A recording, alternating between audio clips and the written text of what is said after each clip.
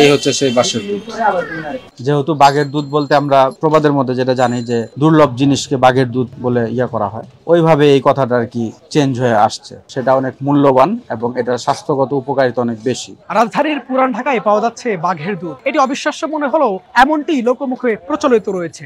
আমরা এসেছি সেই বাঘের দুধের অনুসন্ধান করতে। আসলে কি এটি বাঘের দুধ? আজকে সেটা বিস্তারিত জানবো। বাঁশের দুধ বলতে বলতে বলতে বলতে সেটা এখন বাঘের দুধ বলা হয়। দুর্লভ জিনিসকে বাঘের দুধ বলে করা হয়, ওইভাবে এই কথাটা আর কি চেঞ্জ হয়ে আসছে। আকর্ষণীয় আসলে যারা জানেন না তো তাদের মনে হয় হয়তোবা যে এখানে বাঘের দুধ পাওয়া যায়, তো আসলে তার ব্যাপারটা সেটা না, সেটা হচ্ছে বাঁশের দুধ। সেটা হচ্ছে এক তোলা হচ্ছে 80 টাকা করে। 5 থেকে 7 বছর নিবিড় পরিচর্যার পরে, সেটা কখনো গ্যাপ দেওয়া যাবে না, এরকম একটা পরিচর্যার পরে যে জিনিসটা বের হয় সেটা অনেক মূল্যবান এবং এটার স্বাস্থ্যগত উপকারিতা অনেক বেশি। তো সেই জন্যই এটা ওই বাঁশের দুধ বলতে বলতে বলতে বলতে সেটা এখন বাঘের দুধ বলা হয়। তো এটার কার্যকারিতা যেটা হচ্ছে সেটা হচ্ছে এটা বাত ব্যথার জন্য, তারপর আপনার ক্যালসিয়ামের এটা একটা গুড সোর্স, এটা ব্রেন ডেভেলপমেন্টের জন্য, তারপর ডায়াবেটিক পেশেন্ট যারা গ্লুকোমায় আক্রান্ত হওয়ার সম্ভাবনা থাকে তো গ্লুকোমার রিস্ক ফ্যাক্টর কমানোর জন্য, এবং এছাড়াও আরো অনেক ওষুধের মধ্যে মানে হেকিমিও ওষুধের মধ্যে এটা ব্যবহার হয়ে থাকে। অল্প পরিমাণে একটা কোয়ান্টিটি আছে, সেই পরিমাণ করে হাফ চামচ করে গরম পানির সাথে প্রতিদিন যে কেউ খেতে পারে।